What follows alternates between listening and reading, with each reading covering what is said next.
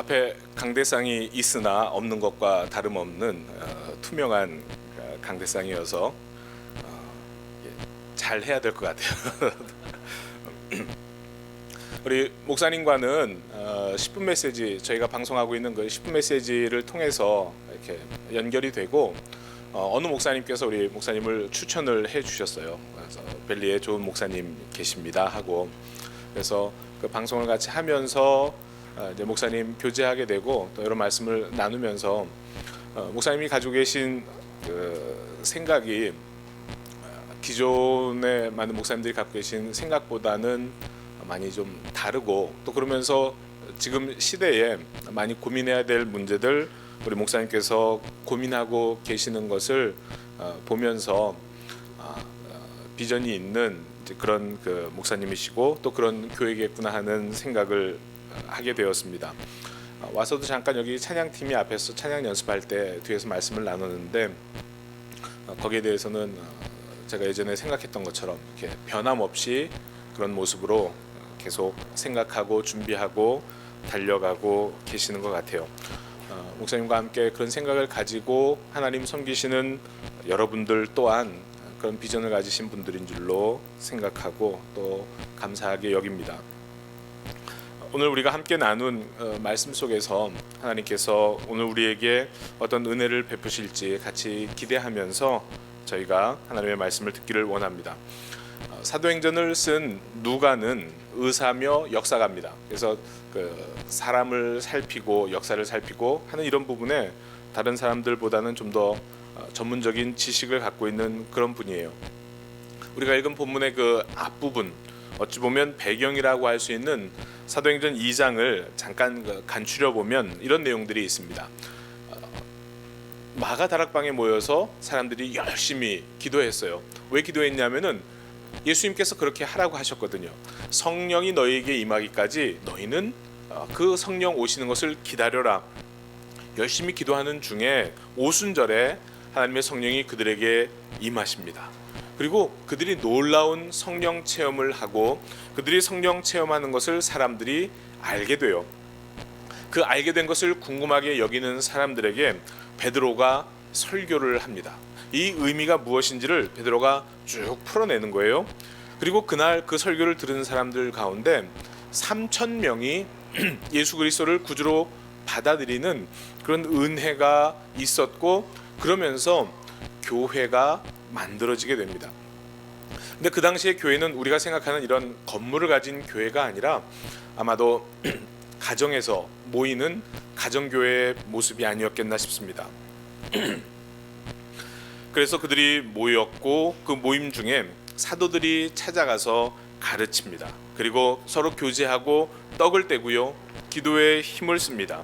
그래서 사도들을 통해서 기사와 표적이 일어나는 것도 보게 되고, 그 하나님의 은혜를 받고 나니까 내 것을 내 것으로 여기지 않고 물건을 서로 통용하고 또 자기 가진 것을 팔아서 필요한 사람에게 주는 그런 일들이 생겨나게 됐습니다. 그러니까 우리가 생각하는 그 초대교회의 모습이 바로 그 2장에 나와 있는 모습입니다. 마음을 같이하여 성전에 모이는 것을 또한 힘썼습니다. 성전은 그 당시에 유대교의 공식적인 예배 장소죠.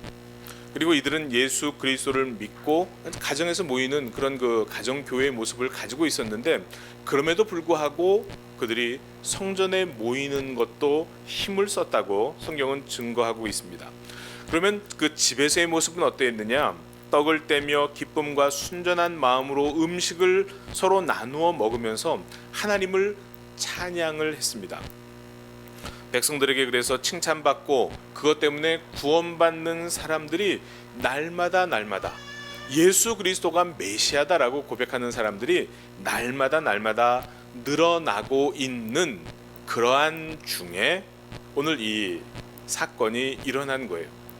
오늘 이 사건이 몇 월 며칠인지는 기록이 되어져 있지 않습니다. 그런데 시간은 나와 있습니다. 오늘 1절 말씀 보시면은 제9시 기도 시간에 베드로와 요한이 성전에 올라갈새.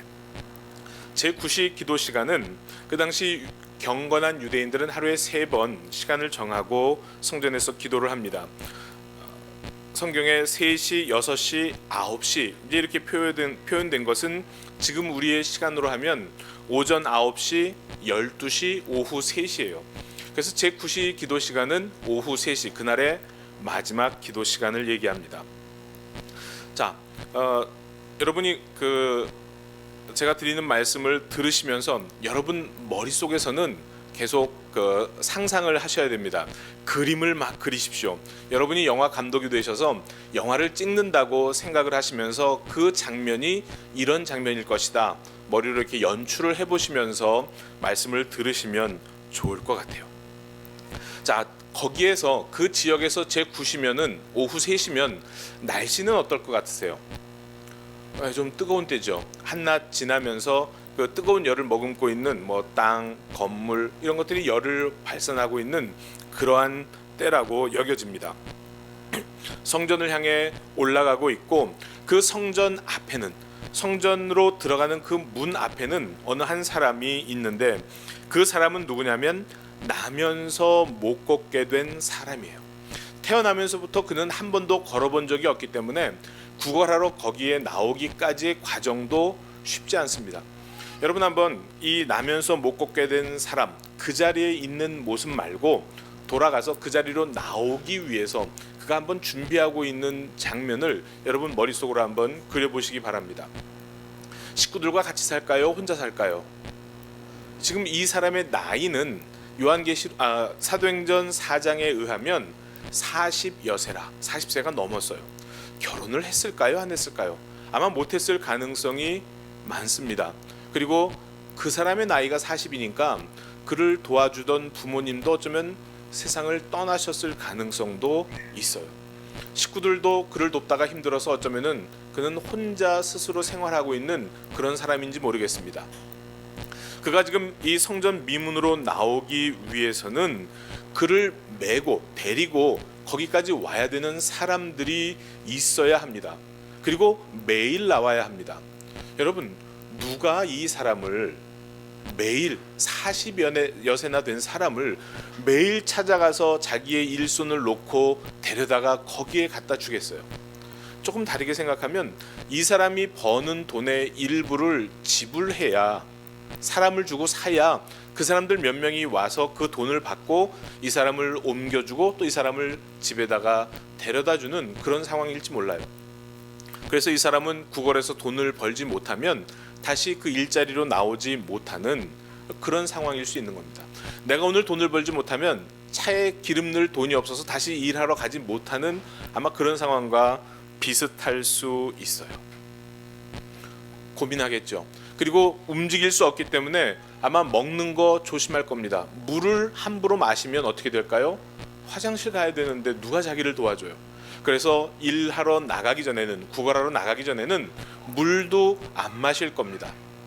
그리고 이렇게 저렇게 잘 준비하고 그 사람들을 기다렸다가 그 사람들이 오면 돈을 주는 입장이지만 그나마 그렇게 돕는 사람이 없으면 자기가 움직일 수 없으니까 약간 비굴한 웃음을 웃으면서 고마워, 나를 이렇게 도와줘서 너희들 덕분에 내가 가서 이 돈을 번다니까 자, 오늘 일당이야, 고마워하면서 어제 번 것 중에 일부를 그들에게 전달을 해주면서 그들에게 매여서 여기에 나온 사람일 수 있습니다. 여러분 한번 그 그림을 생각하시면서 그렇게 와서 성전 미문에 앉아서 이제는 그 기도하러 오는 사람들에게 말을 하고 한 분만 도와주십시오, 또 눈을 맞추려고 애를 쓰고 그러는 중에 성전으로 기도하러 올라오는 사람들은 가급적 눈을 안 맞추려고 애를 쓰고 있는 그런 모습도 한번 생각해 보시기 바랍니다. 여러분 운전하고 가시다가 차가 신호대기로 멈췄는데 그 앞에 홈리스 이런 거 이제 들고 여러분 차로 이렇게 오시는 분들 계시죠? 그분이랑 눈이 마주치게 되면 어떻게 됩니까? 그분 얼굴이 환해져요. 왜냐하면 마음으로 기대하는 게 있죠. 웬만하면 눈을 안 마주치는데 나를 쳐다봤다는 것은 저 사람이 나를 도울 마음이 있구나 하는 것으로 생각을 하고는 환한 웃음을 지면서 내 차 앞으로 이렇게 다가오죠. 근데 내가 창문을 안 내리면 어떻게 합니까? 상당히 좀 당황한 표정을 지으면서 오히려 그럼 차라리 쳐다보지나 말지, 그런 모습에 그 눈초리를 보내면서 다른 차로 가죠. 아마도 이 사람도 오는 사람과 눈을 마주치려고 애를 썼고, 올라오는 사람들은 눈을 마주치지 않으려고 애를 썼을 거예요. 물론 도와줄 마음이 있는 사람은 눈을 마주치고 자기 마음의 의도를 보였겠죠. 자, 이렇게 성전 미문에 앉아 있는 나면서부터 걷지 못하는 사람이 있습니다. 자, 지금은 또 베드로와 요한이 있어요. 그는 성령 충만한 이후에 성전에 나아가서 모이는 것에 힘을 썼다는 그 2장의 이야기처럼 공식적인 그 예배에 나아가서 하나님 앞에 기도하는 그것, 예수 그리스도의 이름으로 하나님을 만나는 그 일에 지금 너무나 마음이 열려 있고 그것이 기쁜 거예요. 예전에도 유대인 남자들은 성전에 1년에 3번 올라가야 합니다. 매번 갈 이유는 없지만 꼭 가야 할 때는 가야 하는 것이 경건한 유대인의 의무죠. 그때 가졌던 하나님을 향한 예배와 기도와 지금 예수 그리스도로 인하여서 구원 얻고 성령 충만한 상태의 그 예배는 완전히 질적으로 다른 예배인 겁니다. 기쁨과 감사함으로 정기적인 그 예배에 참석하기 위해서 베드로와 요한이 성전을 향해 나아가고 있습니다. 그들의 배경은 제가 아까 2장을 요약하면서 말씀을 드렸어요. 오늘 그 성전 미문에 앉아 있는 걷지 못하는 사람과 이 두 사람, 특별히 베드로가 마주치는 장면을 우리가 오늘 성경을 통해서 봅니다. 3절 말씀을 보시면 그가 베드로와 요한이 성전에 들어가려 함을 보고 구걸하거늘. 참 어려운 게 있죠. 여러분 예배 드리러 올 때 홈리스 이런 분들 만나시면 평소에 직장 갈 때 만나는 것보다 마음이 더 힘이 듭니다. 왜 그렇습니까? 저 사람 내가 그래도 좀 사랑하고 잘 살펴야 되는데, 그리고 예배 드려야 내가 마음이 편할 텐데, 이런 마음이 있어요. 그래서 어떤 그 분들은 전문적으로 주일날 교회를 찾아다니시면서 구걸을 하시는 분들이 있습니다. 그 마음을 알기 때문에.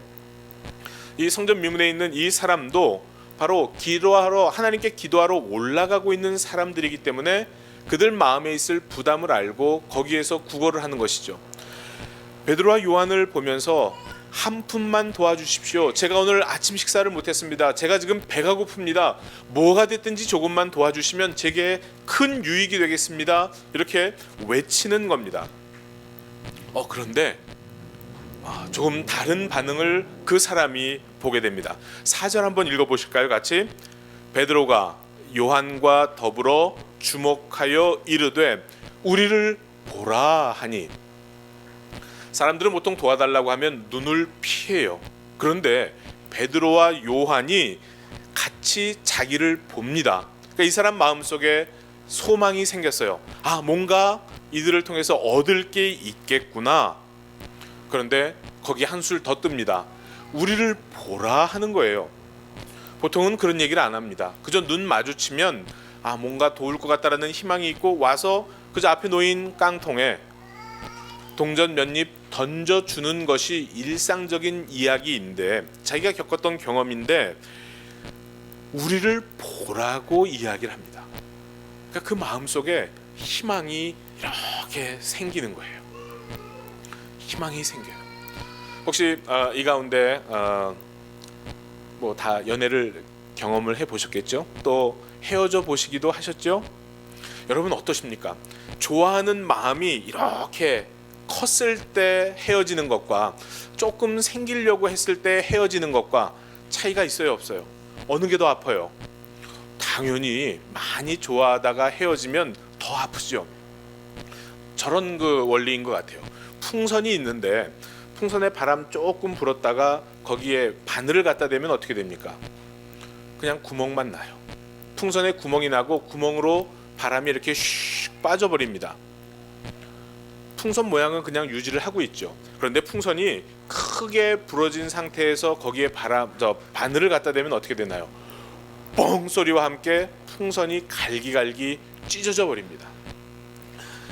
우리 마음속에 어떤 희망이 있는데 그 희망이 커지면 커질수록, 그 희망이 이루어지지 않았을 때 우리의 실망도 커지게 돼요. 아마도 지금 이 나면서부터 걷지 못하는 사람은 그들의 반응 때문에 그 안에서 희망을 키워가고 키워가고 있는 중인지 모르겠습니다. 5절 말씀 보시면 그가 그들에게서 무엇을 얻을까 하여 바라보거늘, 우리를 바라봐라 했더니 야, 뭔가 예전과 다른 큰 것을 얻을 수 있겠구나라는 그 마음을 가지고 그도 같이 베드로와 요한을 바라보는 거예요. 눈과 눈이 마주쳤습니다. 불꽃이 번쩍 일었을지 모르겠어요. 자, 그때 베드로가 아주 유명한 이야기를 합니다. 어려서 찬양도 많이 하고 율동도 많이 하고 많이 암송했던 그런 구절의 내용을 베드로가 이야기하는데 한번 따라해 보시기 바랍니다. 베드로가 이르되 은과 금은 내게 없거니와. 지금까지 다른 반응 때문에 그 안에서 희망을 키웠던 나면서부터 걷지 못하는 그 사람의 희망이 뻥 터져버리는 소리가 들리는 듯 하지 않으세요? 아니 지금 뭐 하자는 얘기야? 내가 원하는 것은 은과 금이었는데 그게 없다니. 그 마음속에 희망이 산산조각 나버립니다. 희망이 완전히 없어져 버린 그 사이에 베드로는 또 이렇게 얘기합니다. 내게 있는 이것을 내게 주노니. 한번 따라해 보십시오. 내게 있는 이것을 내게 주노니. 희망이 터졌는데 없어져 버렸는데 다시 그에게 희망을 주는 거예요. 은과 금은 없는데 다른 게 있다고? 그게 뭘까? 지금 이 사람들의 태도를 보면 돈은 없지만 내가 먹을 수 있는 거라든지 아니면 내가 요긴하게 쓸 수 있는 뭔가 다른 것을 가지고 있나 보다, 이 생각이 들 수 있는 그런 내용이에요. 그런데 그 다음 아주 유명한 이야기를 합니다. 나사렛 예수 그리스도의 이름으로 일어나 걸으라. 여러분, 이 이야기는 그에게 소망을 주는 이야기입니까? 실망을 주는 이야기입니까? 자, 여러분이 그 자리에 앉아 있다고 생각하시고 40여 년 동안 한 번도 걸은 적이 없는 상황이라는 것을 생각하시면서 뭔가 다른 사람들이랑은 다르게 내게 접근해서 희망을 주었다, 희망을 터뜨렸다가 다시 희망을 주는 듯 하다가 이 이야기를 하는데, 자기들이 가지고 있는 것으로 내게 준다고 하는데 그것이 뭐냐면 나사렛 예수 그리스도의 이름으로 일어나고 걸으라는 이야기예요. 여러분이 그 입장이면 여러분의 속마음은 어떠할 것 같으세요? 이게 좋은 소린지 이게 나쁜 소린지 헷갈리는 거예요. 이게 소망을 주는 소망의 말씀인지 나를 무시하고 욕하고 낭망하게 하는 그런 실망의 이야기인지 헷갈리는 그런 이야기를 지금 베드로가 그에게 던지고 있는 겁니다. 그 마음이 순간 복잡해지는 거예요. 아주 지금 이 6절의 이야기가 선포되고 있는 그 시간은 길지 않아요. 얼마나 될까요? 은과 금은 내게 없거니와 내게 있는 것으로 내게 주노니 나사렛 예수 그리스도의 이름으로 일어나 걸으라. 짧은 시간에 실망과 소망과 그리고 그 마음속이 복잡해지는 그 메시지가 동시에 전달이 되고 있는 겁니다. 그렇게 짧은 시간에 그 속이 복잡해 있는 그를 향해서 7절 말씀 보시면은 오른손을 잡아 일으키니 이렇게 성경은 말씀하고 있습니다. 자, 여러분, 친한 사람과 악수할 때 어떻게 하십니까? 여러분 주로 오른손을 내미시죠. 보이스카우트, 걸스카우트 같은 경우에는 이 심장과 심장이 통하는 이런 걸로 해서 왼손으로 인사를 하는 경우도 있는 것 같습니다. 그런데 보통 우리는 오른손으로 인사를 해요. 자, 여러분, 오른손으로 누구와 악수하기 위해서 여러분이 오른손을 내밀어야 그쪽에서도 오른손이 나오죠. 여러분, 오른손과 왼손을 잡는 것은 쉬워요, 어려워요? 어려워요. 자, 근데 여기 보면은 그 사람의 오른손을 잡아 일으켰다고 하는 것은 누구의 오른손이 그에게 다가간 겁니까? 베드로의 오른손이에요. 그 사람은 앉아 있습니다. 서지 못합니다. 그 사람을 향해서 베드로가 이야기하고 베드로가 몸을 굽혀서 그의 오른손을 내밀었을 때 그 앉아있는 사람은 자기에게 다가오는 오른손을, 베드로의 오른손을 보고 어떻게 한 거예요? 나 싫어 하면서 그의 오른손을 감추었다면 오른손을 잡아 일으키는 일이 불가능했을 겁니다. 그의 속마음은 복잡했지만 자기를 향해 오른손을 내밀며 다가오는 그 베드로의 오른손을 이 사람은 거부하지 못하고, 안 했는지 못했는지 모르겠어요, 그를 향해서 그의 오른손을 내밀었던 것입니다. 그리고 내민 그 오른손을 베드로가 어떻게 했어요? 붙잡았어요. 여러분, 이 나면서부터 안진뱅이 된 걷지 못하는 그 사람에게 나사렛 예수 그리스도에 대한 믿음이 얼마나 있었겠습니까? 그 믿음은 정말 미미한 믿음이었을 거예요. 소문으로 그런 일이 있었다는 것을 들어봤을 수는 있습니다. 그의 나이가 40여 세나 되었기 때문에 예수님이 사시다가 돌아가셨을 그때에 동시대를 살았던 사람일 가능성이 많아요.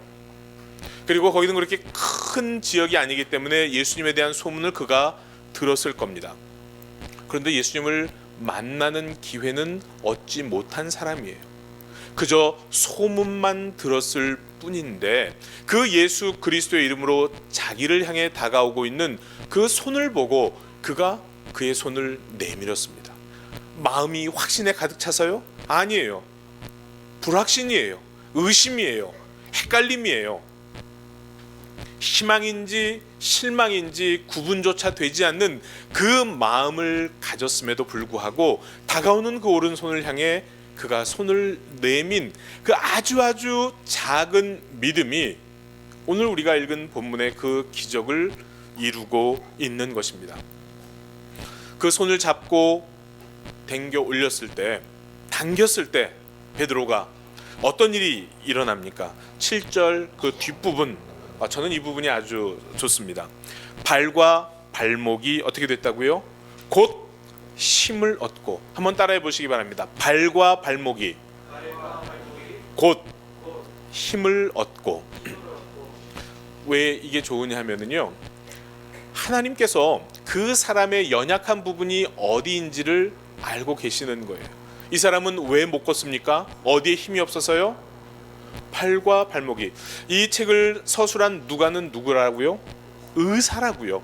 의사기 때문에 그 사람의 아픔의 이유라든가 어디가 부족했다든가 이런 부분에 대한 관심이 있는 거예요. 그의 발과 발목이 힘을 얻었다. 그러면 그의 허벅지와 무릎과 종아리와 이런 부분은 아직 괜찮은 거예요. 발과 발목의 연약함 때문에 그가 못 걸었어요. 자, 거기에 힘이 들어갑니다. 그리고는 그가 일어서서 뛰고 서서 걷고 하면서 하나님을 찬양했다는 이야기가 8절에 나오고 있죠. 자, 하나님께서 누군가를 일으켜 세우실 때 그의 연약함을 아시고 그 연약함을 치유하신 후에 이 사람은 영차하면서 자기 다리에 힘을 주었을 것입니다. 자기가 연약해서 힘을 줄 수 없는 그 부분에 힘이 들어가는 것을 느꼈을 때 자기가 할 수 있는 그 외에 다른 부분에 힘을 주면서 그 손에 자기도 힘을 얻고 베드로의 팔을 당겼을 거예요. 그렇지 않으면 일어나는 일이 상당히 이상하게 보일 겁니다. 베드로의 팔에 매달려서 이렇게 대롱대롱거리고 있는 그 사람을 우리가 상상할 수 있죠. 근데 그 일이 아니라 그 초대에 그 사람이 응하고 그의 다리에 힘을 주면서 내가 할 수 없는 부분은 하나님께서, 내가 할 수 있는 부분은 내가, 그렇게 하나님과 함께 협력하면서 그가 일어나게 되는 기적을 성경은 오늘 우리에게 말씀하고 계십니다. 여러분, 하나님께서는 우리의 연약함을 아세요. 내가 할 수 없는 그 연약함을 아시고 우리가 작은 믿음을 가지고 그 하나님을 향하면 하나님은 내가 할 수 없는 그 부분에 힘을 주십니다. 그러면 어떻게 해야 되나요? 내가 할 수 있는 부분에서 하나님과 함께 협력해야 해요. 그러면 어떤 일이 일어납니까? 뛰어서서 걸으며 그들과 함께 성전으로 들어가면서 걷기도 하고 뛰기도 하며 하나님을 찬송하는 일이 생겨요. 그는 어디에 있는 사람입니까? 성전 미문에 있는 사람이에요. 성전 안에 들어가서 하나님을 찬양하는 일과 상관없는 자리에 있다가 그가 그런 기적을 통해서 하나님을 찬양하고 예배하는 자리로 들어가게 됩니다. 어쩌면 기적은 그가 일어선 것보다 그가 하나님을 찬양하는 사람이 되었다는 것, 하나님을 예배하는 사람이 되었다는 것이 더 큰 기적인지 모르겠습니다. 그 다음에 또 하나 기적이 따라옵니다. 그것은 뭐냐 하면은 그가 본래 성전 미문에 앉아 구걸하던 사람인 줄 알고 그에게 일어난 일로 인하여 사람들이, 그를 아는 사람들이 심히 놀라며 이 일이 도대체 어떻게 된 일인가 하면서 그것을 묻는 중에 하나님이 행하신 일을 듣게 된다는 것입니다. 물론 이 사건 때문에 사도행전에는 그 두 가지 갈림이 생겨요. 하나는 그것 때문에 하나님을 더 깊이 믿고 따르는 사람들이 생기지만, 또 하나의 무리는 그것 때문에 베드로와 요한이 재판정에 나가야 되는, 그래서 그때 제사장, 바리새인, 사두개인 이런 그 당시에 공회를 구성하고 있던 사람들에 의해서 재판에 회부되는, 그리고 큰 박해가 일어나게 되는 그러한 그 두 가지 갈림이 있습니다. 우리가 주목해야 할 것은 그런 그 박해에 대한 부분보다는 그것 때문에 사람들이 예수 그리스도를 궁금하게 여기고 하나님께로 나올 수 있는 기회를 갖게 되었다고 하는 그쪽에 우리의 포커스가 맞춰지기를 원합니다. 여러분 어떻게 여러분이 오늘 이 자리에 앉아 계십니까? 누군가 여러분을 향해 다가왔을 거예요. 마치 베드로가 예수님을 부인하고 십자가상에 못 박히신 예수님 때문에 그 마음이 심히 복잡하고 어려울 때 누가 베드로를 찾아갔습니까? 예수님께서 찾아가셨어요. 그리고 그에게 물으십니다. 내가 나를 사랑하느냐? 베드로가 거기에 대해서 예스, 저는 주님을 사랑합니다, 이렇게 대답하지 못해요. 뭐라고 대답을 합니까? 아시잖아요, 이렇게 얘기를 해요. 한 번 또 묻습니다. 내가 나를 사랑하느냐? 아시잖아요. 내가 나를 사랑하느냐? 주님 정말 왜 그러세요? 다 아시면서 뭘 하셔요? 내가 그렇게 예스라고 마음에 있지만 예스라고 대답할 수 없는 그 상황에 있는 거를 주님 아시잖아요. 그러면서 나중에 예수님이 말씀하시는 그 사랑으로는 제가 사랑하지 못하지만 제가 어떤 그 우정을 가지고 예수님을 제가 사랑합니다, 이렇게 이야기를 해요. 그런데 그런 베드로를 향해서 예수님은 뭐라 말씀하십니까? 내 양을 치고 먹이라고 말씀을 하세요. 오늘 베드로가 이 나면서부터 안진뱅이 된 이 사람을 향해서 다가가고 그를 다시 일으켜 세울 수 있었던 그 배경에는 베드로가 그럴 수 없는 상황에 자기를 찾아오셔서 자기에게 오른손을 내미시고 내가 감히 내 힘으로 할 수 없는 그 부분에 예수님께서 힘을 주시고 소망을 주시고 그리고 성령으로 말미암아 능력을 주신 그것을 경험했기 때문에 베드로는 오늘 이 사람을 향해서 그 예수님의 이름으로 그의 오른손을 내밀 수 있었던 것입니다. 어쩌면 예수님께서 여러분을 향해서 물으실지 몰라요. 정말 간절한데, 이 40여 년 동안 걷지 못하는 사람에게 있어서 정말 간절한 것은 무엇입니까? 걷는 거예요. 그런데 그것을 이야기할 수 있는 입장이 아니에요. 왜냐하면 한 번도 걸어보지 못하고 그것을 고칠 수 있는 의사나 약이 있다는 것을 그는 많은 실험을 통해서 많은 물질을 다 허비하고 난 후에 알았기 때문에 그래요. 세상에는 더 이상 이것에 대한 방법이 없다고 이야기했기 때문에 접었어요. 그런데 완전히 접혀집니까? 그게 아니에요. 마음 저 깊숙한 곳에 숨어 있어요.